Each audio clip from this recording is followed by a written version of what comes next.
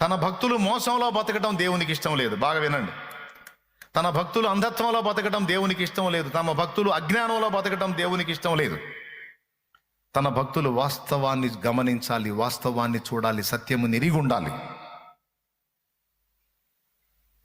ఇంకా చెప్పాలంటే తన భక్తులు స్థిరము, శాశ్వతము, నిజము, వాస్తవము అయిన ఆయననే హత్తుకొని ఉండాలని కోరుకున్నాడు. ఎవరిని హత్తుకొని ఉండాలని కోరుకున్నాడు తెలుసా? ఆయనను, మంటిని కాదు. మంటి వస్తువులనో, మంటి బంధాలనో, మంటి శరీరాలనో, మంటి వ్యక్తులనో కాదో, ఆయనను హత్తుకొని ఉండాలి. ఎందుకంటే ఆయన మంటి కాదు, ఆయన మహిమ. ఆయన అబద్ధం కాదు, అసత్యం కాదు, ఆయన సత్యం, ఆయన వాస్తవం, ఆయన ఉనికి స్థిరం, శాశ్వతం. ఇంకేది స్థిరం కాదు.